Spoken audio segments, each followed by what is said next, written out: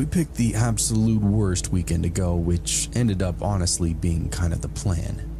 Janelle had been sending me clips and clips for weeks now. Skinwalker Ranch stuff, night vision, thermal hits, all of it calling me to Utah. Cole, of course, didn't buy any of it, but he still loaded his shit up when we decided to make a trip out of it. We lived a few hours away in western Colorado, Grand Junction area, close enough that the Uinta Basin felt within reach if we committed a few miles to somebody's car. It was holiday weekend, but the monsoon storms were keeping people out, and that was the draw. Less traffic, fewer campers, just open land and whatever decided to come out and join us. I'm sure everybody here knows the legends, and that's exactly what we were looking for. Shapeshifters, aliens, UFOs, immortal wolves, the works. The basin stretched out in every direction, the sky stacked up with dark storm clouds. Lightning flickered in the distance, mostly north, so we followed roads a little bit more south and west. Everything looked beautiful after the seasonal rains. If you haven't seen it, you gotta. We stayed clear of the ranch itself, none of us wanting to cause any problems, so we found a dirt pull-off and hiked up to this low mesa. From there, we could see a narrow runoff cutting through the basin below, fed by the storms. It was almost really like our own monsoon river and waterfall with no one else around to bother. It was a nice solid spot, open visibility, higher ground, nothing boxed in around us. It was secure and majestic, all that good stoner shit. We set up camp, smoked a couple of Colorado fatties, and wandered a bit around the edge before heading back, just as the light started to fade. And that's when Janelle stopped next to me. Hey, look at that. The ground around camp was slopped from the rain, holding clean impressions, tracks, not scattered, an obvious loop around the spot that we picked.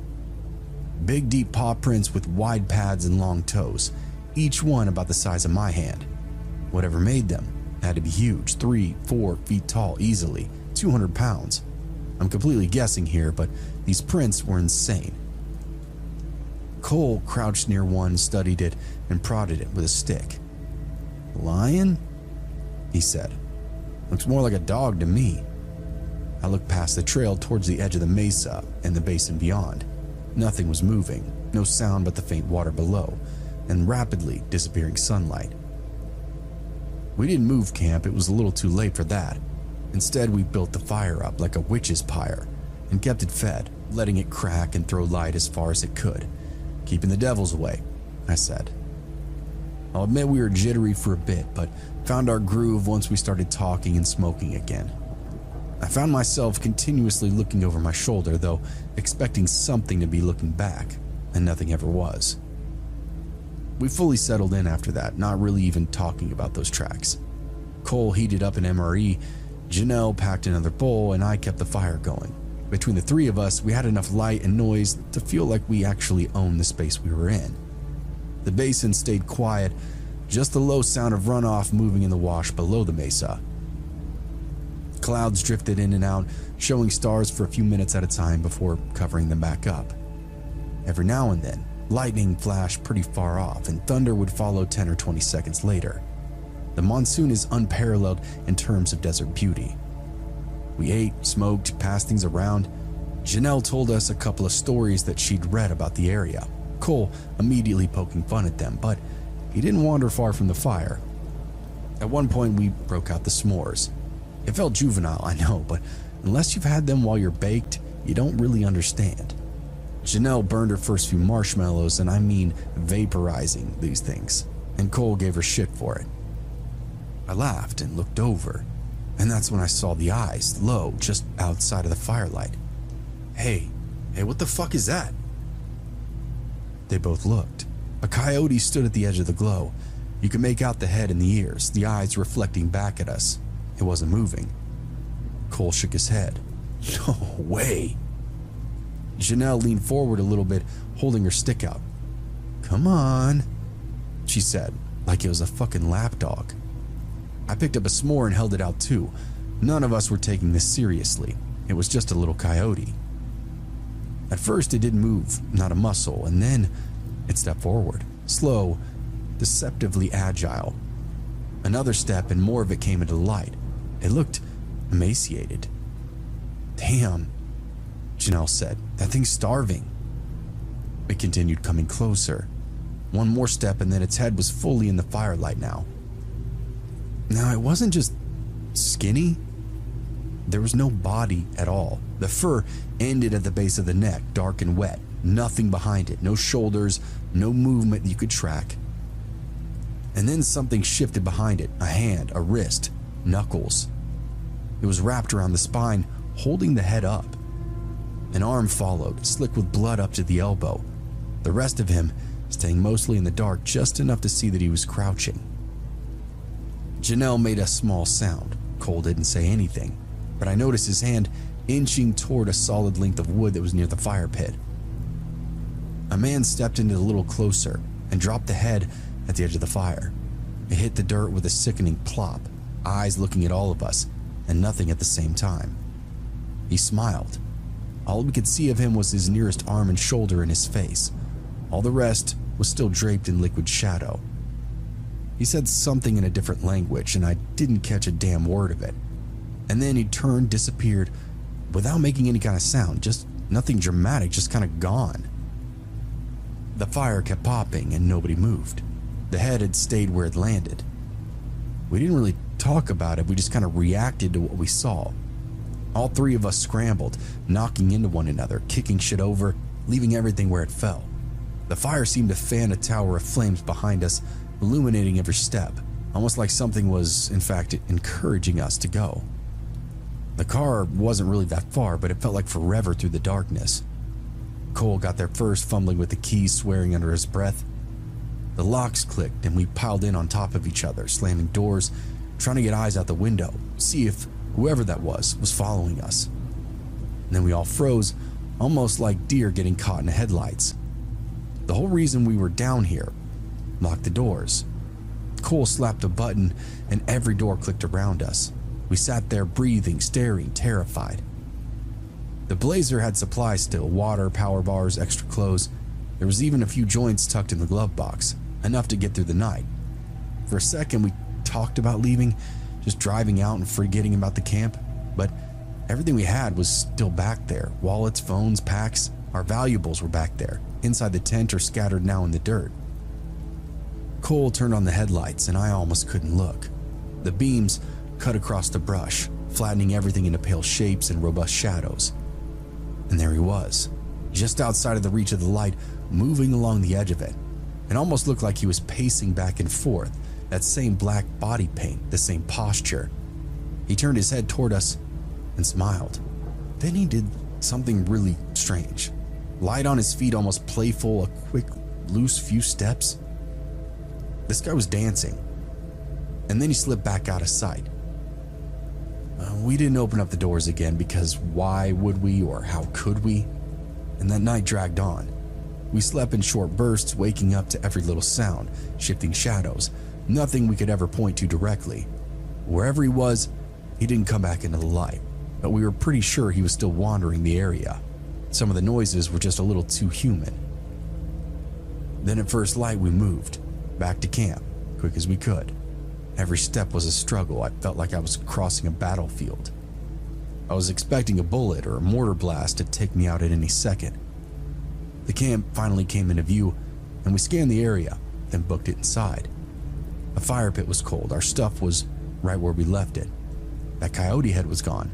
Just a dark patch of dirt where it had been last night. I think we packed everything up in a minute, maybe two, threw everything over our shoulders, and quickly retreated back to the Blazer. None of us have been back since, and none of us fielded any interviews. There's no way we can prove it. The questions just get more and more pointed. So we decided it really ain't worth the emotions to relive it all. We asked for an experience at Skinwalker Canyon, and by God, we fucking got one. I've been camping for most of my life, but there's one trip that is still stuck with me. Spoiler alert, nothing actually happened, at least nothing I can explain. Still, it was super weird, and I haven't gotten a good answer when I shared it. I live in South Carolina, and every spring I try to get out for a solo trip at least once before the weather breaks. That year, I decided to go a little further than I normally would. I followed a series of dirt roads past the usual spots, just seeing where they led me to. Eventually, I ended up on a narrow track that looked like it didn't get much use.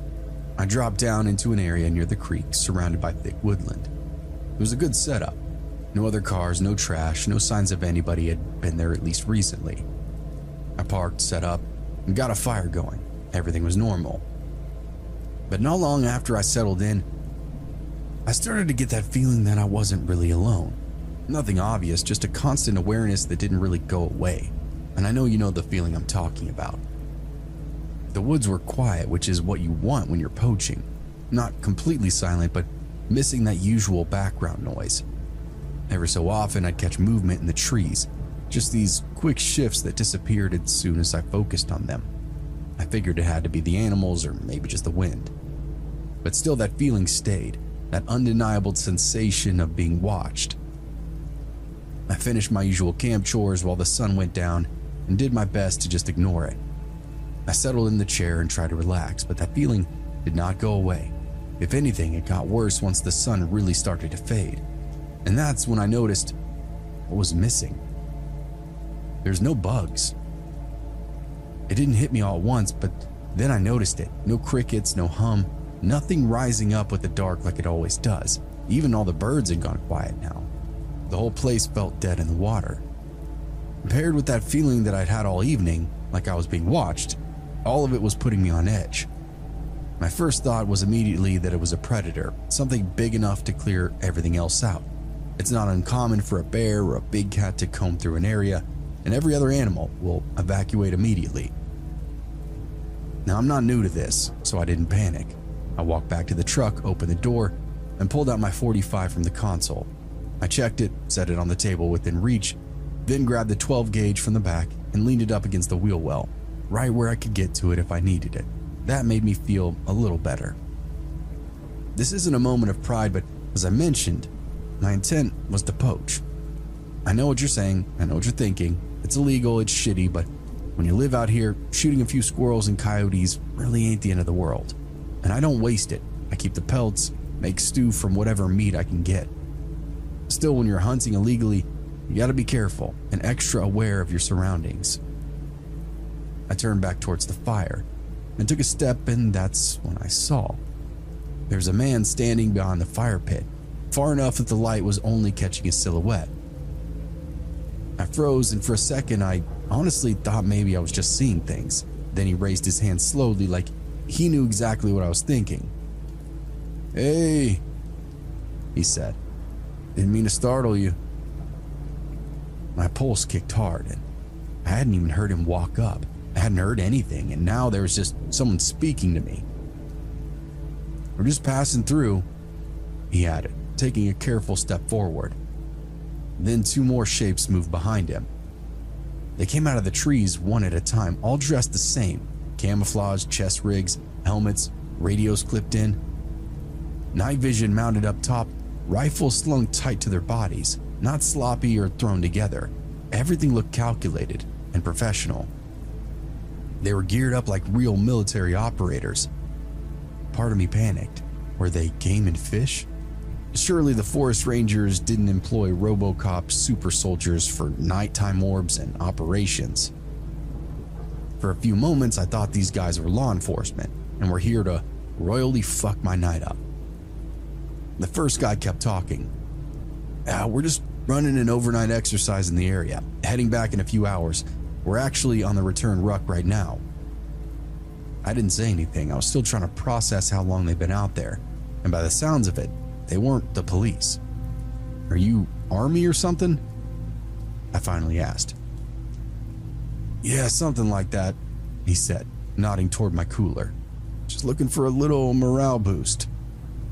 "Morale boost?" I said. "Yeah, man. You got any alcohol?" It was such a normal question that I almost laughed. Was I being fucking robbed? Yeah, I said. "Beer, and I got a couple of bottles of whiskey." Honesty is the best policy when guys rolling into the camp are carrying M4s and enough ammo to sack a small town. There was a pause, and I thought about the pistol sitting on the table, just within reach. For a second, I considered grabbing it, not raising it, just having it in my hand. They were armed, up in my business, and I felt like a dumbass for having firearms, but not readily available. Before I could move, the guy's tone shifted just a hair. "Don't reach for that gun on the table." I went still. It was calm, a clear command. Out of instinct, I glanced back toward my truck. There was another one of them standing there, half in the dark, right between me and the shotgun. I hadn't even seen him move into position. He was just kind of there, flanking me, interrupting my path to my weapon. These guys were good. They'd been watching me, probably since I got here. The first guy then pulls out this thick roll of cash from his pocket and held it up. "We'll trade you 1 bottle of whiskey, 6 beers, and whatever food you're willing to part with." It was a lot of money too, more than made sense for what he was asking for. I hesitated, then nodded. All right. It was better than being robbed. I grabbed a bottle, a 6-pack, a bag of jerky, a pack of bratwurst from the cooler, and handed it over. My hands felt steady, but everything else in me was shaking like a leaf in the wind. He then passed me the cash without even counting it. "Appreciate it." Up close, they looked a lot more put together. No wasted movement, nobody talking unless they had to. One of them was still scanning the woods the whole time, using his night vision to see everything. You guys can hang out if you want," I said, mostly out of reflex. "Use my fire to cook if you need to." He shook his head. "No, we got a few miles left. Need to be back before sunrise." "Right." He gave me a nod, shook my hand, then turned away. The others were already moving. Within a few seconds, they slipped back into the trees, heading off in the opposite direction they'd come from. And just like that, they were gone. I spent the rest of the evening wondering what they were doing and how long they'd been doing it for. Obviously, I rolled into their training when I chose my campsite, but what training was that? Military, government, private sector? Good old boys just training for the end of the world? Were they dangerous? Did they even point their guns at me, deciding if I was a target? Lots and lots of questions that night, but no answers. I finished my camping trip and didn't see any other signs of those guys. Didn't hear any machine gun fire from the woods either, just another South Carolina mystery. One thing I will tell you though, those guys just dropping into camp put the fear of God into me that night. That was the last time I ever had the intention of poaching a wild animal.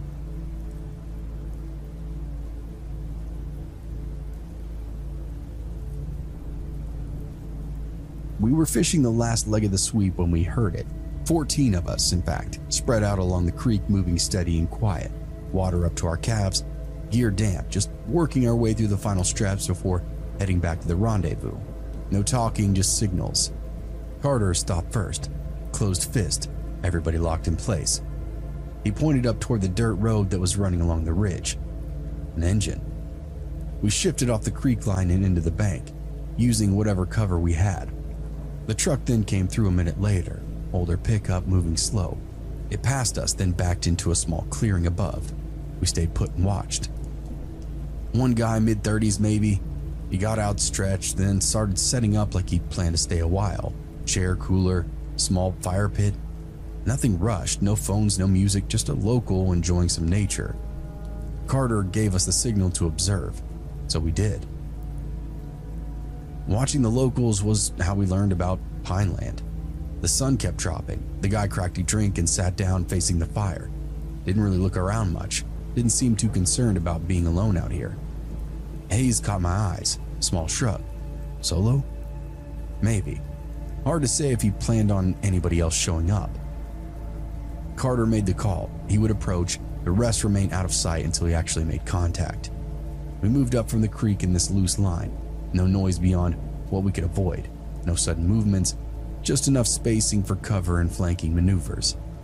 The guy didn't notice us right away. When he did, he stiffened and stood up. It was obvious. He had just turned back to his campfire when he spotted Carter. The rest of us hung back, ready for whatever this Pineline indigenous threw at us. They shared some words and 2 more operators stepped up behind Carter. Just a little visual pressure. I was busy watching the forest, more concerned with unexpected company showing up out of nowhere. We already knew this guy was armed. We just didn't know what the extent of his wrath might be. "You guys Army?" I heard him ask, and a couple of us chuckled. I watched his hands. They were empty, but there was a pistol on his camping table just a couple of feet away, and a shotgun leaning up against his truck. When I looked, though, I saw Gavani had positioned himself between the camper and the weapon. Unless this guy had something concealed, we seemed to be in the clear. This wasn't an interrogation. This wasn't part of the mission at all. This was actually a bartering attempt. Everybody in the squadron pooled their cash, just short of $500 American, and wanted to exchange it for food and alcohol. Their rations had run out 2 days prior, and now we were running on empty. No food, very little water, and sleep deprived beyond all reason. Carter continued to broker a deal. We held formation, and this guy never went for his weapon. He actually offered his campfire with us, which was very gracious. Not too many people would offer to break bread with a squad of armed military spooks in the middle of the night. Carter and the locals said goodbye, and off we went. We passed through his camp when we were done and followed a trail northwest that took us up into some hills.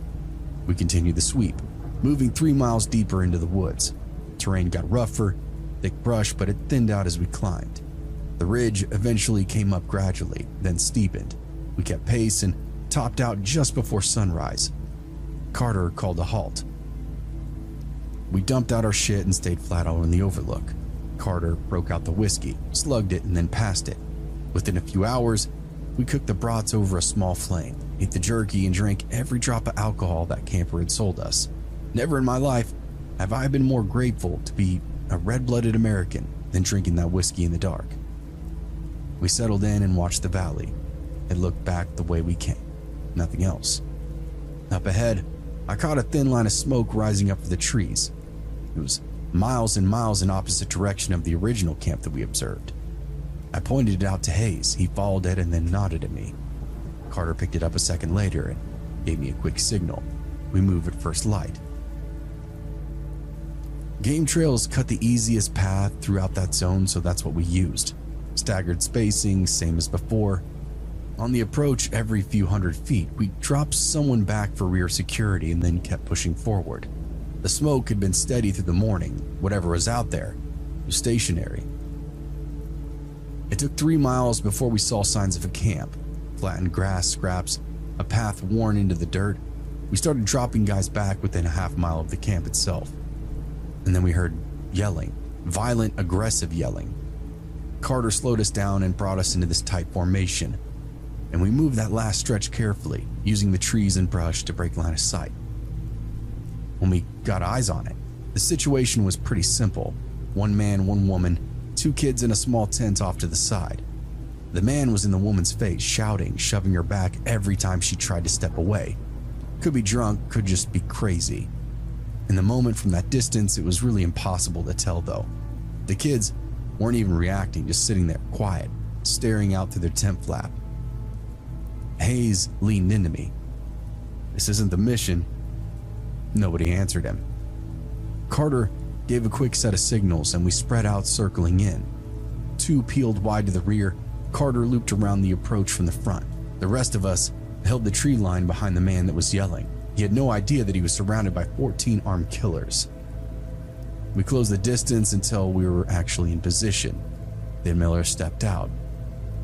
"Hey," he called out, much like Carter did with the previous local. The guy spun immediately, already angry, looking for somebody else to take it out on. "The hell is it?" He stopped when he saw the chest rig, the rifle, and then the rest of us partially visible in the trees behind him. Shockingly, his anger didn't disappear, it changed shape. "This your land?" he said, trying to push back, and Miller didn't move. "Nope." "Then get the hell out of here." Miller glanced past him, just enough to acknowledge the rest of us. "We're not the only ones here," he said. "Take a look for yourself, friend." The guy did. A quick glance over his shoulder and then another one, slower. He started to understand that he was woefully outgunned. Carter brought up a hand for a little peekaboo wave. The guy turned to Miller's face, much quieter now. "What do you want?" Miller just kept it simple with him. "You're done." The guy frowned. "Done with what?" "With that," Miller said, nodding toward the woman. This whole situation, I don't really know what your culture and customs are out here, but where I'm from, we don't beat women. There was silence for a second. The guy shifted, trying to square up again. What the fuck are you? Miller cut him off. I'm not interested in parlay, friend. Quit talking to me before my nice friends and I bury you out here. Nobody raised a weapon because nobody needed to. The guy looked around again, counting, his head spinning. Then he stepped back.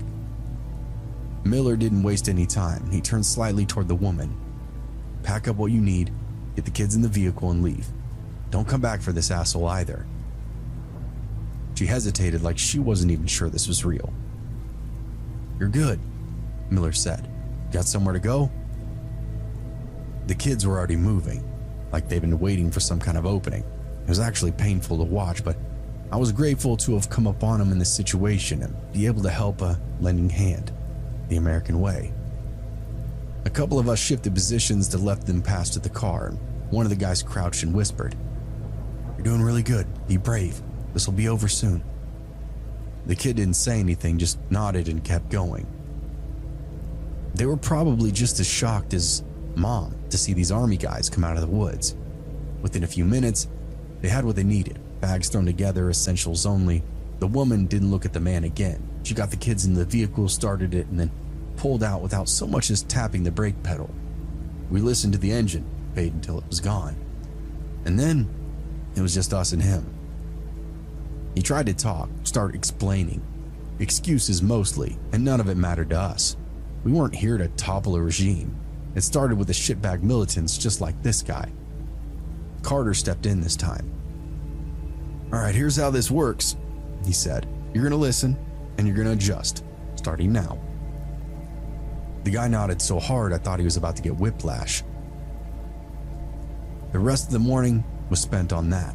We kept it within reason, and by it, I think you know what I'm talking about. I can't go into detail for legal reasons, but let's just say that he was a perfect candidate for some field training in regard to interrogation and physical limitations of the human body. Some will call it torture. In the military, we call it attitude improvement. By the time we were done, he understood what was expected of him, and he told us as much. We left him there at the edge of his own camp, quiet, cooperative, and a lot less sure of himself than he'd been an hour earlier, bleeding from his gums, his fingernails, the soft skin inside his armpits. No paperwork, no report, no one to help him get back to town. And we stepped back into that tree line and quickly moved out, our exercise continuing.